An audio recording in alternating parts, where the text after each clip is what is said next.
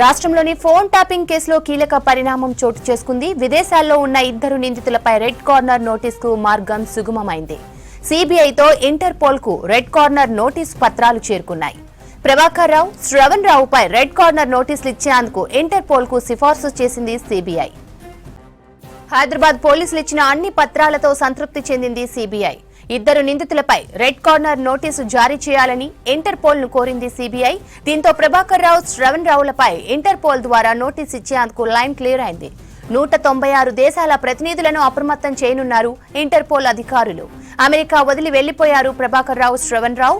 బెల్జియంలో శ్రవణ్ రావు, కెనడాలో ప్రభాకర్ రావు ఉన్నట్లు గుర్తించారు.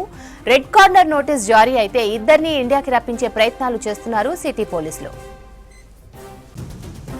రాష్ట్రంలోని ఫోన్ ట్యాపింగ్ కేసులో కీలక పరిణామం చోటు చేసుకుంది. విదేశాల్లో ఉన్న ఇద్దరు నిందితులపై రెడ్ కార్నర్ నోటీసుకు మార్గం సుగమమైంది.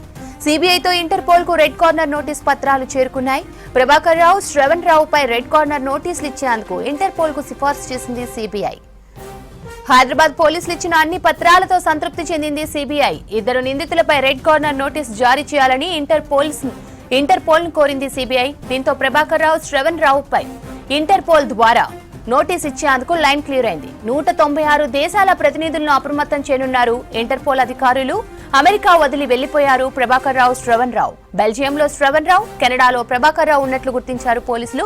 రెడ్ కార్నర్ నోటీసు జారీ అయితే ఇద్దరిని ఇండియాకి రప్పించే ప్రయత్నాలు చేస్తున్నారు సిటీ పోలీసులు. రాష్ట్రంలోని ఫోన్ ట్యాపింగ్ కేసులో కీలక పరిణామం చోటు చేసుకుంది.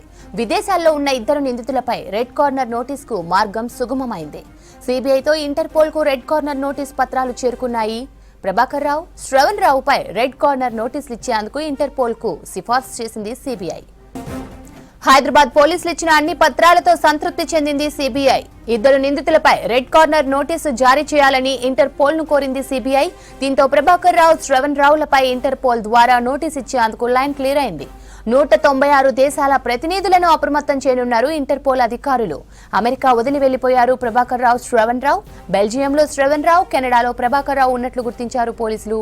రెడ్ కార్నర్ నోటీసు జారీ అయితే ఇద్దరిని ఇండియాకి రప్పించే ప్రయత్నాలు చేస్తున్నారు సిటీ పోలీసులు. దీనికి సంబంధించి మరిన్ని డీటెయిల్స్ రాంప్రసాద్ అందిస్తారు. రాంప్రసాద్, నిందితులకు రెడ్ కార్నర్ నోటీసులు ఇచ్చే అంశంపై అప్డేట్స్ ఏంటి?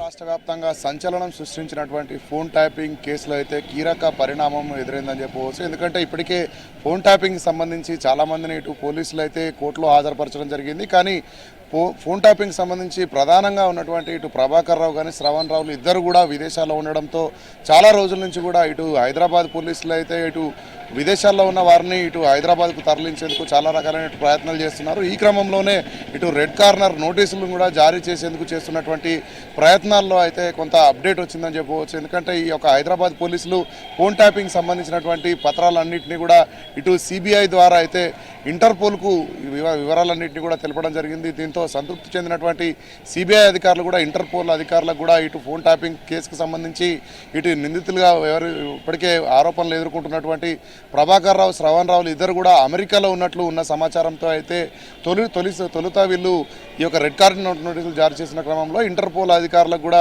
ఈ నోటీసులను అయితే జారీ చేయడం జరిగింది. ఇంటర్పోల్ ద్వారా ఇటు ప్రపంచంలో ఉన్నటువంటి 196 దేశాల్లో ఏ దేశంలో ఇటు శ్రవణ్ రావు, ప్రభాకర్ రావు ఉన్నారని కూడా ఇటు హైదరాబాద్ పోలీసులకు అప్పగించాలంటూ కూడా సిబిఐ ద్వారా ఇంటర్పోల్ అధికారులను అయితే ఇటు హైదరాబాద్ పోలీసులు కోరడం జరిగింది. ప్రస్తుతం ఉన్న సమాచారం ప్రకారం తొలుత అమెరికాలో ఇటు శ్రవణ్ రావు, ప్రభాకర్ రావు ఉన్నారని గుర్తించినటువంటి హైదరాబాద్ పోలీసులు ప్రస్తుతం శ్రవణ్ రావు వచ్చేసి బెల్జియంలో, అదేవిధంగా ప్రభాకర్ రావు వచ్చేసి అమెరికాలో ఉన్నట్లు కూడా కెనడాలో ఉన్నట్లయితే సమాచారం ఇప్పుడు పోలీసుల ద్వారా ఇంటర్పోల్కి అయితే సమాచారం అందించడం జరిగింది. అనంతరం ఇంటర్పోల్ అధికారులు అయితే సంబంధిత దేశాలలో ఎక్కడ ఉన్నా కూడా వారికి ఉన్నటువంటి పాస్పోర్ట్ ఆధారంగా వారిని గుర్తించి ఇటు హైదరాబాద్ పోలీసులకు ఫోన్ ట్యాపింగ్ కేసులో ప్రధానంగా వ్యవహరించినటువంటి ఇటు ప్రభాకర్ రావు కానీ అదేవిధంగా ఇటు శ్రవణ్ రావుల ఇద్దరి పాత్ర ఏంటనేటువంటి అంశాలపై కూడా విచారణ జరిపేందుకు అవకాశం కల్పించే విధంగా ఇంటర్పోల్ అధికారులకైతే సిబిఐ సిఫారసులు చేయడం జరిగింది. సిబిఐ ఈ యొక్క సిఫారసు ఆధారంగా అయితే పోలీసులు కూడా ఇటు శ్రవణ్ రావును, ప్రభాకర్ రావును మరికొద్ది రోజులలోనే ఇండియాకు తీసుకువచ్చి దీనిపైన పూర్తి స్థాయిలో విచారణ జరిపి ఫోన్ ట్యాపింగ్ కేసులో ఎవరెవరి ఫోన్లు ట్యాప్ అయ్యాయి, ఎందుకంటే గత ప్రభుత్వ హయాంలో ఫోన్ ట్యాపింగ్లు జరిగాయని వస్తున్నటువంటి ఆరోపణలపైన కూడా ఇటు పోలీసులు ఇప్పటికే కొంతమంది అప్పుడున్నటువంటి పోలీసు అధికారులను కూడా అరెస్ట్ చేయడంతో పాటు వాళ్ళు సుదీర్ఘంగా 10 నెలలు 11 నెలల పాటు కూడా జైల్లో ఉండి ఇటీవలే బెయిల్ మీద విడుదల కావడం జరిగింది. కానీ అనారోగ్య కారణాలతో ప్రభాకర్ రావు అమెరికాలో ఇటు తనకు క్యాన్సర్ జబ్బు ఉంది, ఈ కారణంగా ట్రీట్మెంట్ తీసుకున్నానని చెప్పి జూన్లో వస్తానని చెప్పినప్పటికీ కూడా గత సంవత్సరం జూన్లో రాకపోవడంతో అయితే ఇటు ఇంటర్పోల్ ద్వారా కూడా ఇటు హైదరాబాద్ పోలీసులు వాళ్ళు ఇండియాకి తీసుకొచ్చేటువంటి ప్రయత్నాల్లో అయితే సిబిఐ ద్వారా అయితే ఇటు ఇంటర్పోల్కు ఇటు పూర్తి స్థాయిలో పత్రాలన్నీ సమర్పించి అనంతరం వాళ్ళని ఇండియాకి తీసుకొచ్చేటువంటి ప్రయత్నాల్లో అయితే ఫోన్ ట్యాపింగ్ కేసులో ఇటు కీలక అప్డేట్ అనేది లభించిందని చెప్పవచ్చు శ్రవంతి.